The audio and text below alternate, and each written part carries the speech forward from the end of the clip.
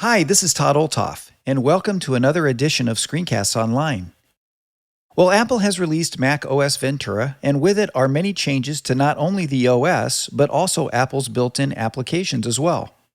So we thought we'd take a look at some of the changes made to Apple's Photos application. Since I'm only going to look at the changes made to Photos, for those of you who may want to take a deeper dive into the application, you can take a look at a previous screencast I did on Photos. Also, we recently did a screencast showing one of the features many users have wanted, and that is shared photo libraries.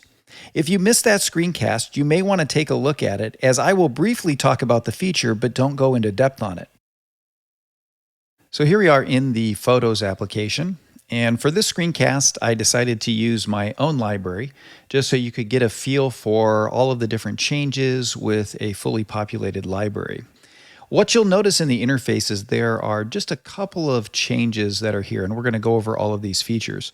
The first thing I want to cover, just because it's obvious and it's right at the top, is the shared photo libraries. Again, we've covered that in depth in another screencast, but I just wanted to mention it here so you can get an idea for what it is and how it works, and then you can always go back to that other screencast to walk through how to set it up and put it through its paces.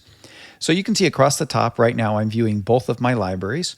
If I just select this, I have the option of looking at my personal library only or the shared library that I set up. So let me just show you that. If I go to personal library, you'll notice that some things changed in the sidebar. You saw the motion there. The duplicates were removed because I don't have duplicates in this particular library. And then watch when I go to the shared library, you'll notice again that more things disappear, and that's because each of these libraries has certain things that are already done to it. So for instance, I have favorites in my personal library that I don't yet have in my shared library. I'll go back and show that to you.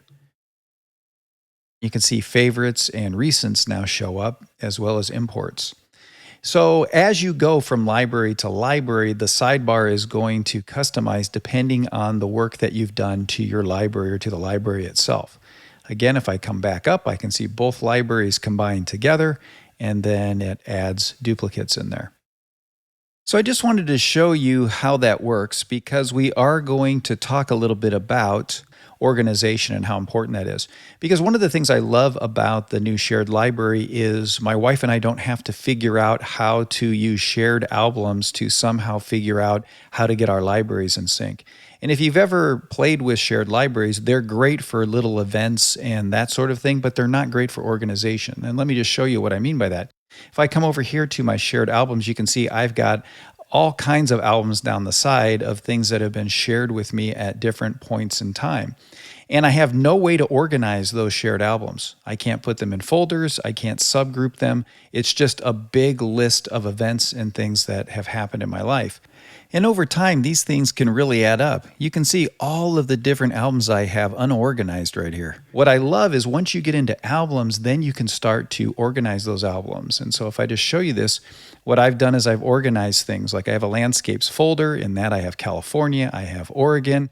Those are two places that I take a lot of photos at. And so then I have my albums inside of those folders. Let me go ahead and just collapse this. Then I have my family albums, and what I do, even though Photos does track dates, if I just show you this in here, I just have all of my photos lined up by folder and date, and then the albums inside those particular folders. And I do that on purpose because for some people in my family, it's a lot easier for them to think in folders so they can find things quicker, as opposed to using the search or some of the other means that are inside of Photos. So it just gives me a way of adding a layer of organization on top of it. And it's a lot neater because I have a ton of albums in here. And so it just allows me to do that, roll them right up, and I'm in good shape. So that is another advantage of having the shared libraries, because now I can do that. And the beauty is, let me just show you this. If I come over to my shared library, one of the interesting things is all of these different albums and organization transfer over to the shared library as well. That's just a quick preview of one of this week's Apple-related tutorials from Screencasts Online.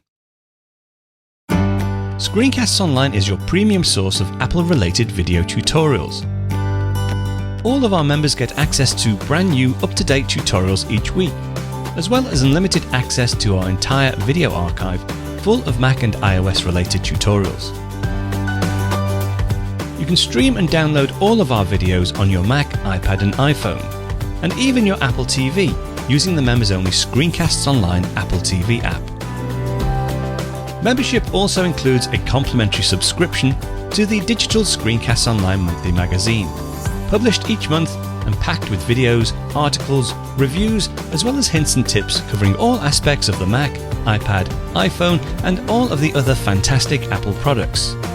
So, if you're ready to start getting the most out of your Apple devices, visit screencastsonline.com today and become a Screencasts Online member.